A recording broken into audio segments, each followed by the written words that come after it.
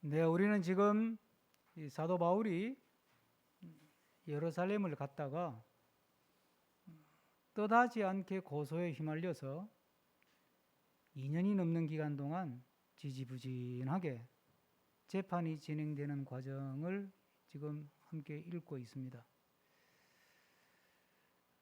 이 과정을 가만히 묵상하면서 제가 이번에 참 많이 깨닫는 것 중에 하나는 이 과정이 담고 있는 특별한 어떤 지혜, 가르침이 있구나 하는 것입니다. 여러분 평소에 어떤 생각을 하면서 믿음 생활을 하는지 모르겠는데 믿음의 삶을 산다는 것은 어떻게 사는 것인가?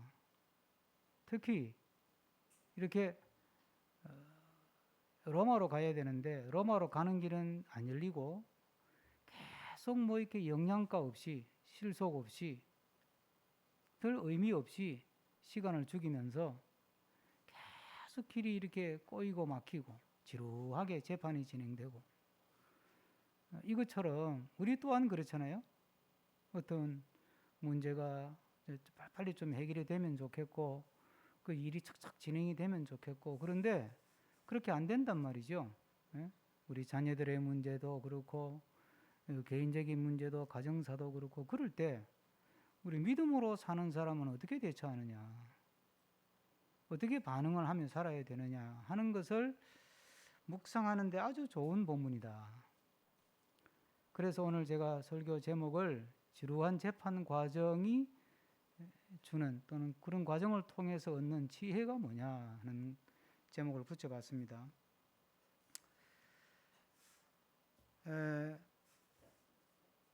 이제 바울이 로마에 가서 복음을 전하는 게 바울에게는 그 생의 마지막 과업이었어요. 그리고 로마에 가서 그렇게 오래 살지 못해요. 그러니까 바울에게 있어서는 일생일대의 마지막 어떤 선교 목표고 비전이고 꿈이란 말이죠.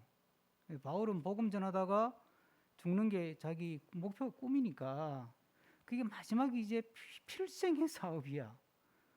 그런데 그 길이 자꾸 이렇게 열리지 않고 발목이 잡혀서 시간을 보내면서 누구나 그런 생각하지 않겠어요? 좋은 세월 다 보내고 이러다가 로마 전도는 언제 하냐? 내가 뭐 로마 가서 내 돈 벌려고 사업하겠다는 것도 아닌데 왜 이렇게 일이 이렇게 꼬이고 막히고 계속 이렇게 주루한 재판에서 시간을 죽이면서 이렇게 보내야 되나? 이런 생각 자연스럽게 들잖아요. 사실 이 사도행전은 우리가 아는 것처럼 성령의 행전이라고 불러요. 그 말은 우리 또한 역시 성령과 함께 사는 삶인데 성령께서 강권적으로 개입을 해가지고 뭐 옥문을 열든지 뭐 앞에 그런 일이 있었으니까 옥문을 열어주시든지 뭐 총독의 마음을 확 감동을 시켜줘가지고 석방해서 그냥 가도록 만들어버리면 되는데 성령도 잠잠하시고 그렇다고 바울이 로마에 가서 전도하겠다는 게 자기가 하고 싶어서 정한 것도 아니고 하나님이 바울을 사도로 부를 때 하나님이 정해준 일이에요, 이게. 우리 앞에 23장에 보면 뭐라고 되어 있냐면 23장 11절에 로마에서도 정은하여야 하리라 하시니라. 이게 하나님이 바울에게 주신 말씀이라고. 근데 이렇게 말해놓고 하나님 잊어버린 건가? 그것도 아닐 것이고, 그렇죠? 자, 그러면 봐요. 로마 가서 전도할 거다 해야 된다고 말씀은 하셔놓고 길은 안 열려. 재판이 언제 끝날지도 모르겠어. 그리고 뭐 그래서 이제 자기 나름대로는 이제 머리를 쓴 게 뭐예요? 이렇게 여기서 재판 받다가는 나도 어렵고 전도도 못하고 여기서 끝날 수도 있겠다 싶으니까 나 로마 황제에게 상소한다. 난 로마 시민권자니까 그 권리를 가지고 상소한다 그랬는데 사실 이 상소 권리는 있지만 상소권을 인정해서 로마 황제에게 재판을 넘기느냐 안 넘기느냐는 총독이 권한을 갖고 있는 거예요.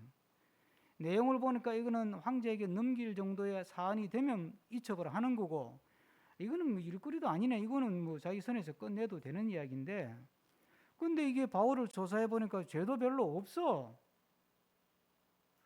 그래서 오늘 본문에 나온 아그리빠 왕을 또 불러가지고 또 바울 이야기 한번 해보라고 해가지고 들어보고 뭐 죄거리가 있으면 뭐 보고서에 뭘 적어야 될 거 아니야. 이게 황제한테 명색이 로마 제국의 황제한테 재판을 청구하는 건데 이런 뭐 반역이 있든지 뭐가 있든지 도둑질을 했든지 적어야 되는데 그거 없으니까 얼마나 답답해.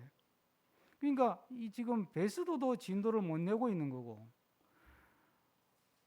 아니 성령님도 잠잠하고 바울도 희한해요. 바울이 다른 감옥에 갇혔을 때는 기도하고 찬송하고 막 옥문 열고 그러잖아요. 그런데 23장부터 지금 소송에 휘말려 가지고 26장까지 왔는데 바울이 한 번도 기도했다는 내용이 없어. 찬송했다는 내용도 없고. 그렇다고 바울이 기도 안 했겠어요? 찬송 안 했겠습니까? 안식일 날 그럼 앉아서 잠만 잤겠어요? 그런데 그 성경은 그걸 기록하지 않아요. 예? 바울이 그 감옥에서 나가기 위해서 답답한 문제를 해결하기 위해서 막 열심히 부르짖고 기도했다. 그런 내용을 아예 기록을 하지 않는 거예요. 그럼 어떡하자는 거예요? 자, 가라고 했던 성령님도 손 놓고 계셔. 예? 베스도는 또 이게 뭐 보내려고 그러니 정확한 근거가 없고 보내주긴 보내줘야 되겠는데 어떨지 모르겠어. 바울 자신도 이 문제에 대해서 뭐 가고 싶어 가지고 막 안달을 해가지고 조급한 마음으로 기도하는 것도 아니야. 그럼 어쩌겠다는 거예요 도대체. 이래가지고 무슨 일이 되겠어요? 오늘 이 바울이 아그리빠 왕 앞에서 발언하는 내용을 보면 전에 없는 모습이 보여요. 그게 뭐냐면 아그리빠 왕이 듣기에 좋도록 충분히 립 서비스를 한다는 거예요. 아그리빠 왕을 죽게 세우고 왕 앞에서 내가 이렇게 변론할 수 있는 기회를 갖게 돼서 너무 감사하다 막 그러면서 하여튼 잔뜩 죽게 세우고 이게 바울답지 않은 사람인 거예요 이게. 제가 그 모습을 보면서 바울이 지금 힘쓰는 것은 로마에 가서 복음 전하는 거 그건 모르겠고 하여튼 내가 지금 받고 있는 재판에 충실하자. 지금 내가 처해 있는 이 상황 속에 이 과정에 내가 충실하자는 거예요. 만약에 그게 아니고 바울이 빨리 로마 가야 되는데 로마도 복음 전해야 되는데 로마에 가서도 교회 개척해야 되는데 그런 마음을 가졌다면 마음이 얼마나 불편하겠어요. 하나님이 얼마나 원망스럽겠어요. 그런데 바울은 그건 내려놓은 것 같아. 아예 그 문제는 내려놓고 지금 처해 있는 상황에서 지금 현재의 과정에 충실한 자세로 임하고 있는 거예요. 이게 우리가 볼 때는 이해가 안 되는 거예요. 왜 이해가 안 되는 줄 아세요? 저도 읽으면서 이해가 안 되더라고. 왜 이해가 안 될까요? 성경이 이렇게 기록해놨으면 아멘하고 받으면 되는데 우리는 지나치게 일 중심이에요. 우리는 지나치게 일 중심이라 일에 관심이 많아. 일이 되느냐 안 되느냐. 바울이 로마 가서 교회를 세우냐 안 세우냐, 전도를 하느냐 안 하느냐, 전도했으면 몇 명 했냐, 교회를 세웠으면 교회 몇 개 세웠냐, 선교사를 보냈는데 선교사가 가서 제대로 뭐 선교 사역을 하는가, 가서 뭐 교회를 몇 개 세웠나, 몇 명을 전도했나, 세례를 몇 명 줬나. 우리는 그런 데 관심이 많아. 우리는 일에 관심이 아주 많아요. 그런데 하나님의 관심은 사실은 일에 있지 않아요. 계속 반복해서 제가 이 대목에서 드리는 말씀이 뭐냐, 일은 누가 하느냐면 주님이 하시는 거예요. 일 자체가 주님의 일이잖아. 로마의 복음 전하고 로마의 영혼을 구원하고 로마의 교회 세우는 것은 바울의 일이 아니에요. 이건 주님의 일이야.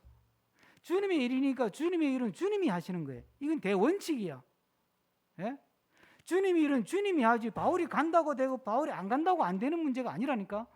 바울이 가가지고요 전도를 해요. 뒤에는 배 타고 죽을 고생해서 바울이 가잖아요. 로마에 가가지고 뭘 해요? 가택연금이에요. 그러다가 얼마 후에 순교하고 죽어요. 그러니까 가택연금 상태에서 전도하다가 말다가 막 그러다가 끝나버리는 게 바울은. 바울이 뭐 돌아다니면서 뭐 사행리 들고 전도를 한 것도 아니고 전도 집회를 한 것도 아니고 무슨 예배당을 세운 게 없다니까. 근데 로마가 복음화 됐어요 안 됐어요? 복음화 됐다니까. 그럼 누가 한 거예요 도대체? 하나님의 일은 하나님이 하세요. 일이 되고 안 되고 거기 우리가 머리를 쓸 이유가 없다니까. 일이 풀리고 안 풀리고에 머리를 자꾸 쓰면 내가 자꾸 불편해지고 불만이 생기고 원망이 생기고 하나님 뭐 하시는 거예요 도대체? 성령님은 주무세요 지금? 이렇게 지금 주의를 하려고 하는데 길을 막고 있는데 가만히 보고만 계세요? 이런 불만이 생기고 원망이 생기고 기도가 제대로 안 될 거 아니에요. 예수님이 제자들을 불러가지고 12제자를 세워요.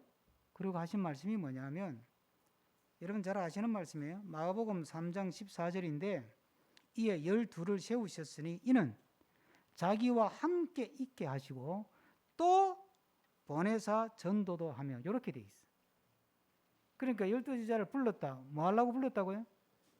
함께 있게 하시고, 그 다음에 또 보내서 전도도 하고. 그럼 뭐가 중요한 거예요? 함께 있는 게 중요한 거예요. 주님 우리를 불렀어. 주의 자녀로 불렀어.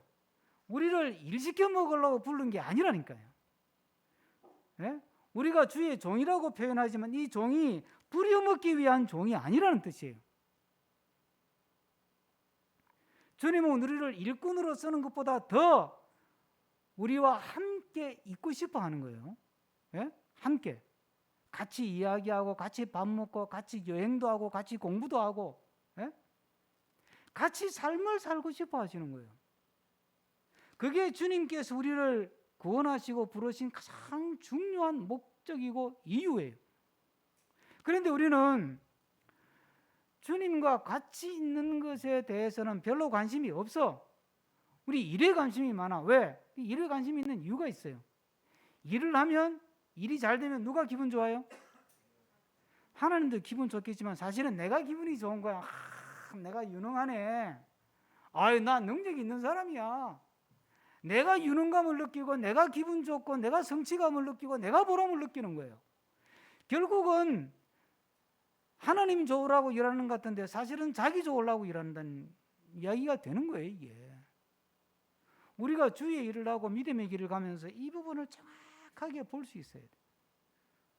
그렇다 보면 결국은 중요한 거는 지금 현재 일이 되든 안 되든, 길이 열리든 안 열리든, 예? 문제가 해결되든 안 되든 그건 하나님의 영역이니까 하나님께 맡겨놓고 내가 할 일은 지금 이 과정에 충실한 거예요. 답답하면 답답한 대로, 지루하면 지루한 대로 지금 현재 나에게 주어진 조건, 지금 현재 내가 처해 있는 상황, 지금 현재 내가 가고 있는 이 과정 자체에 내가 만나야 될 주님이 있고, 내가 들어야 될 주님의 음성이 있고, 내가 배워야 할 주님의 가르침이 있다는 거예요. 우리는 주님 그건 좀 놔두고, 나 믿잖아요. 내가 믿음 생활 잘하니까 그건 놔두시고 자꾸 가르치려 하지 마시고 일 좀 되도록 해주세요. 우리는 관심이 거기에 있어요. 그래서 자꾸 마음이 조급한 거예요. 꼭 기억하실 것. 주님은 우리를 불러서 주의 나라 일꾼으로 삼으시지만, 사명자로 세우시지만 우리를 일시키려고 부른 건 아니라는 거예요. 그거는 2차, 3차 문제예요. 그래서 제가 늘 우리 교인들에게 강조하면서 한 말이 있습니다. 교회 봉사하다가 짜증이 나고 지치면 일을 하지 마시라고. 네? 주방하다가 짜증 나잖아요. 그러면 주방 안 하시면 돼요. 하지 말고 예배에 집중하시고, 기도에 집중하시고, 주님과 함께 있는 시간을 갖는 데 집중하시라고. 그러면 되는 거예요. 네? 밥이 안 먹으면 되지. 안 그래요? 청소야 좀 지저분하면 지저분한데 예배 드리면 되는 거지. 그 문제될 게 없단 말이죠.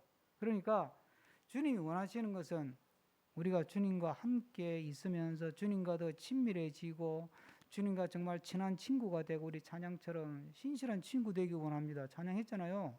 정말 주님과 내가 1대1로 만나서 교제하고, 그래서 주님과 영적인 교통을 하는 이 파트너가 되는 것, 주님이 그걸 원하시는 거예요. 그러니까 일이 되고 안 되고 관계없이 지금 현재 조건에서 내가 들어야 될 주님의 말씀은 무엇인가? 내가 배워야 될 믿음의 교훈은 무엇인가? 거기에 집중하는 거예요.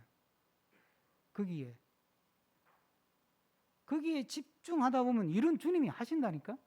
내가 안 가도 로마 전도는 돼요. 뭐 바울 가기 전에 이미 벌써 로마는 복음화가 되어 있었는데, 뭐 바울 가기 전에 이미 로마에는 교회가 있었어요. 그러니까 그거는 염려할 필요 하나도 없어. 그러니까 일은 주님이 하시는 거니까 뭐 그거는 주님이 또 때가 되면 막 열리기도 하시고 뭐 해결되기도 하시고 하시는 거고, 우리는 오직 주님께 집중하고 주님의 음성을 듣는 데 집중하고 주님과 사귀고 교제하고 친밀감을 더 끌어올리는 데 집중할 수 있기를 부탁합니다. 이 인간의 타락의 시작을 창세기에서 우리에게 보여주고 있잖아요. 3장에서. 그 사탄의 하수인인 뱀이 아담과 하와를 유혹할 때 한 말이 뭐냐면, 제가 다시 한번 읽어드릴게요. 창세기 3장 5절인데, 너희가 그것을 먹는 날에는 너희 눈이 밝아져 하나님과 같이 되어 선악을 알 줄을 하나님이 아심이라. 이 말이 뭐냐면, 야, 선악과 먹지 마라 그랬지. 그거 먹으면 왜 먹지 마라 그런 줄 알아? 너 그거 먹으면 너희도 하나님처럼 되는 거야. 하나님처럼 머리가 좋아지고 그렇게 되는 거야. 여러분, 이게 죄의 속성을 설명하는 중요한 표현이에요. 하나님같이 되어. 이 말은 무슨 뜻이에요? 이 타락한 본성을 가진 인간 속에는 하나님처럼 되고 싶은 욕구를 갖고 있다는 거예요. 그 영웅 신드롬 이런 거 있잖아요. 그런 거 우리는 누구나 다 갖고 있는 거예요. 그걸 영화로 잘 만든 게 절대반지 아니에요? 절대반지라는 소설을 쓴 사람이 기독교 작가잖아. 그 사람이. 인간 속에는 누구나 절대반지를 갖고 싶어하고, 인간 속에는 누구나 자기가 대단한 능력을 가진 사람이라는 걸 확인받고 싶어한다. 예? 그게 결국은 자기 우상이 된다. 그거 조심하라는 이야기 아니에요? 성경을 우리에게 주실 때 하나님이 이스라엘이라고 하는 나라를 배경으로 주셨죠. 그죠? 이스라엘이라고 하는 그 나라, 그때는 뭐 성경을 처음 주실 때는 나라가 아니었죠. 팔레스틴이라고 하는 지중해를 기반으로, 지중해가 여기 있으면 여기가 여러분 방향으로 쓰면 여기가 이집트, 남쪽은 아프리카, 북쪽에 이집트, 지중해 바다, 여기가 이스라엘, 예? 팔레스틴 가나안 땅, 여기가 메소포타미아예요. 메소포타미아 그러면 어렵죠. 바벨론 제국, 아수르 제국, 헷 제국, 이게 다 여기 있는 거예요. 페르시아, 파사 제국 다 여기 있어요. 근데요, 이집트 이 땅덩어리 엄청 크죠. 메소포타미아, 바벨론, 아수르, 페니키아 이 땅 엄청 커요. 이스라엘 땅 조그만해요. 요 수박보다 더 작아. 예? 일반 수박에 비해 볼 때 이 수박이 작은 것보다 훨씬 작다고요. 우리나라 경상남북 다 합친 것보다 더 작아요. 조그마한 나라예요. 그런데 그 나라를 배경으로 성경을 주셨는데, 성경의 창세기에 하나님께서 어떻게 세상을 만드신 이야기를 해요. 근데요, 그 창세기 이야기와 여기 메소포타미아, 바벨론, 아수르, 페니키아, 뭐 또 바벨론 이전에 있었던, 또 아수르 이전에 있던 수메르라고 하는, 요즘 뭐 수메르 유행이더만, 뭐 길가메시 서사시, 엘로메 엘리시 뭐 이래가지고 연구한다고, 신화 연구한다고 난리야. 예? 수메르. 예? 그 다음 여기는 이집트. 대제국이죠. 이거 다 대제국들이에요. 세계를 주물렀던 제국들이에요. 각 나라들마다 자기 나라를 지켜 세우기 위한 신화가 다 있어요. 예? 이 메소포타미아를 배경으로 해서는 기본적으로 수메르에서부터 쭉 자라잖아요.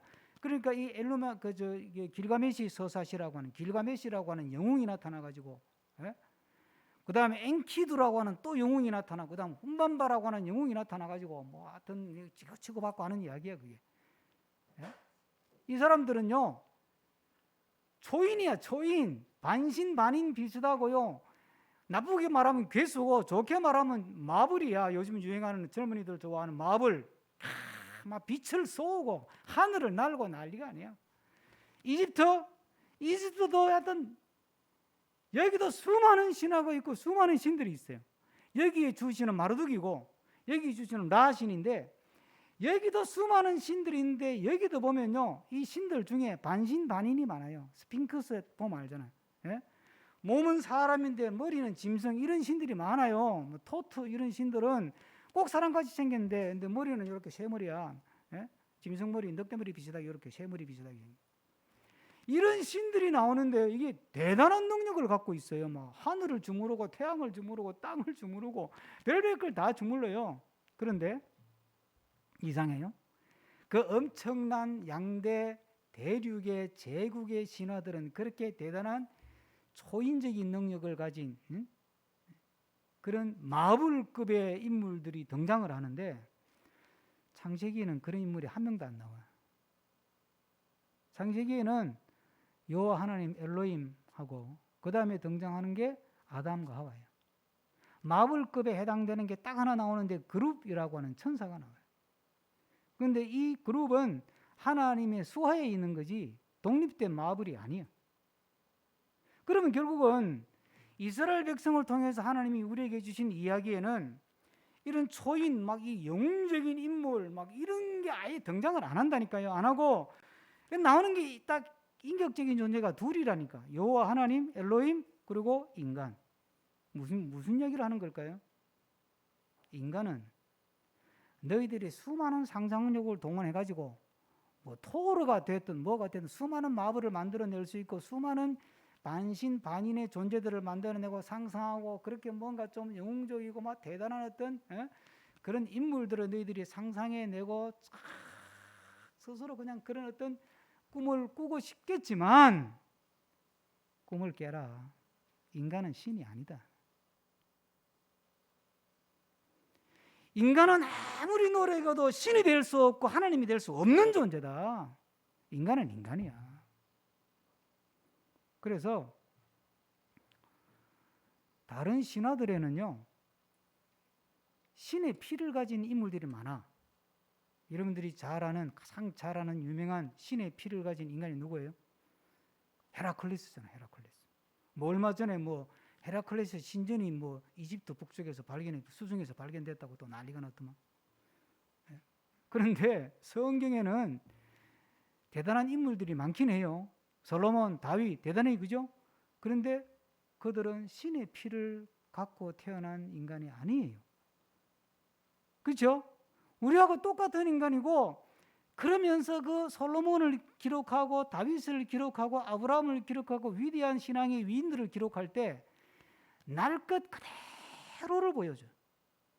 이상한 못된 짓 하고 부하를 죽이고 뭐 7계명을 범하고 학살을 하고 쫓아다니고 별별 정말 입에 담기 힘든 이야기를 그대로 적어놨어 성경에.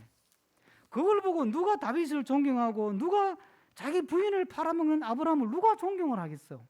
예? 솔로몬, 아이고 그 인간 같지 않은 솔로몬 누가 그걸 존경을 하겠어? 그런데 그걸 그대로 날 것 그대로 소개한다니까. 그러면서 살 길을 열어주는 거예요. 성경은 우리를 영웅으로 만들지 않습니다. 제가 왜 이야기 이렇게 길게 하는 줄 아세요? 한국 교회가 여기까지 오면서 은사시대, 성령시대, 부흥시대를 지내면서 능력 받았다, 은사 받았다, 불 받았다 방방 뜨면서 마이크 잡고 마치 뭐 자기가 신기나 있고 연기나 있는 것처럼 마치 하나님 대리자나 되는 것처럼 떠드는 많은 사람들이 등장했어. 그 중에 탁월한 사람들이 박태선, 문명, 선명 이거 다 이단으로 빠져.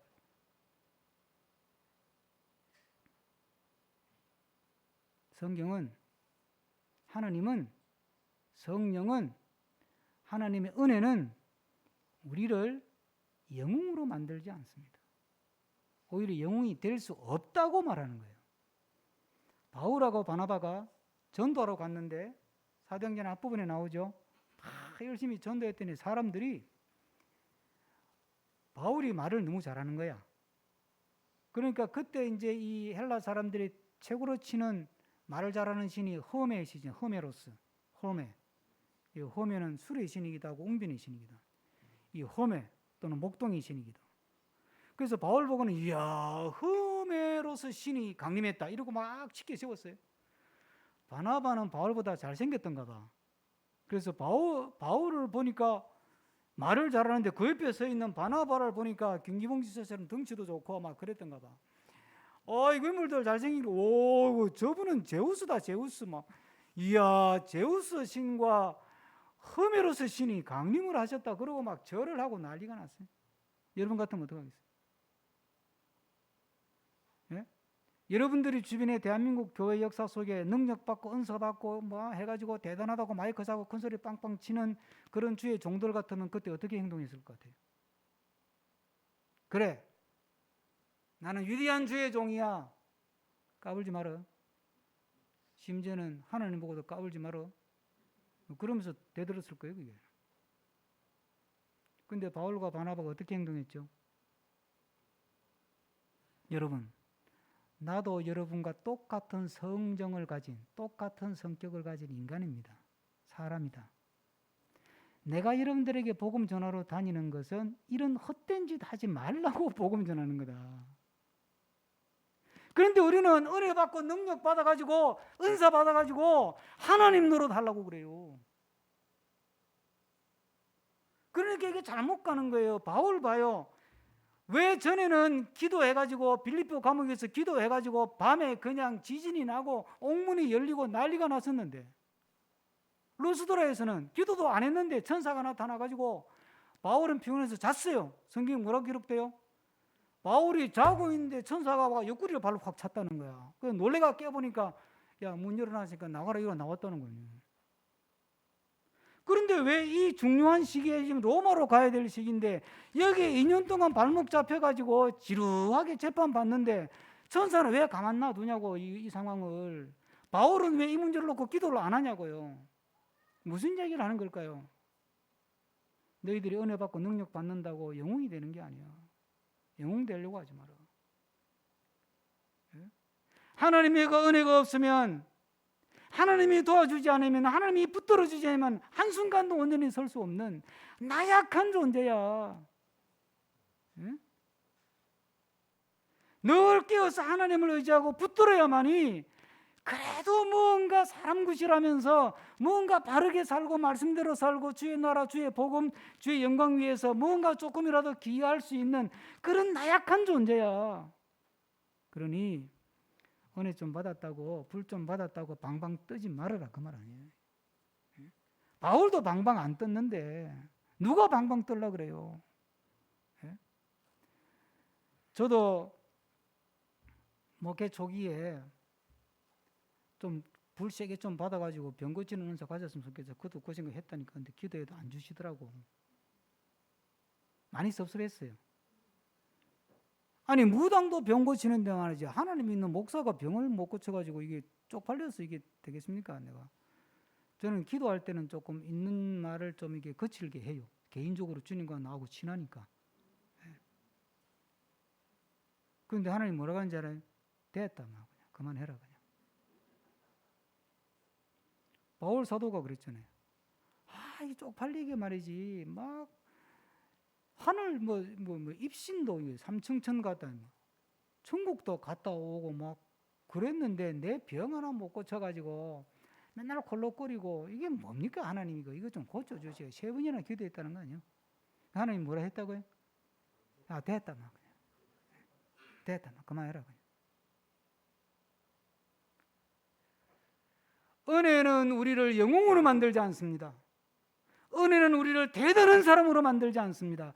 은혜 받고 불 받고 능력 받고 성령 받아가지고 내가 뭐가 된 것처럼 영웅이나 된 것처럼 대단한 능력자나 된 것처럼 떠든다면 그것은 성령이 주신 것이 아니라 영적인 분별이 필요한 상황이에요. 그걸 정확하게 보고 믿음 생활을 해야 돼.